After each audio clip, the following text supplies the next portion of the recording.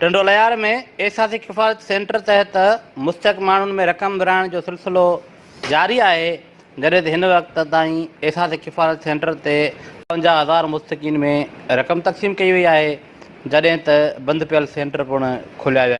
तीसरा दिन है, आज मिले हैं, माशाल्लाह खुशी हो रही है और इससे जो है कई मसले हल हो जाएंगे, ईद हमारी अच्छी गुजर जाएगी। गवर्नमेंट का बहुत बहुत शुक्रिया जी। मूंखे वॾी ख़ुशी आहे, मूंखे 12,000 मिलिया आहिनि। गुज़र सफ़र सही थींदो, ॿारनि बचनि जो राशन थी पवंदो। इन बस कुछ वठंदासीं, ॿारनि खे खाराईंदासीं। खुशी महसूस, ये बच्चों की खरीदारी करेंगे, ईद लगी पड़ी है।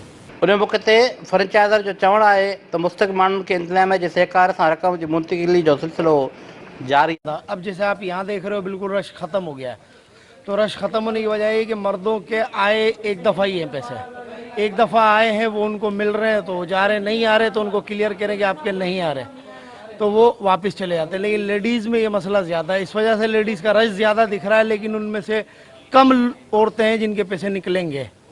हाणे अल्लाह जे फज़ल सां हाणे तक़रीबन क्लियर थी वियो आहे मसलो। हाणे एतिरी रश कोन्हे। पहिरीं मेन असांजो इशू हो सोशल डिस्टेंस जे हवाले सां, उन में असांखे दिक़त थी पई, माण्हुनि खे सम्झाइणो पवे थो, बार बार सम्झाइणो, हिकु हिकु खे सम्झाइणो थो पवे। सो बहरहाल हाणे अल्हम्दुलिल्लाह हाणे काफ़ी पुरसुकून माहौल थी वियो आहे। हाणे जिस तरह थोरे थोरे मिक़दार माण्हू अचनि पिया, त उनखे असां सुठे नमूने सां उन्हनि खे करायूं पिया जेको बि आहे।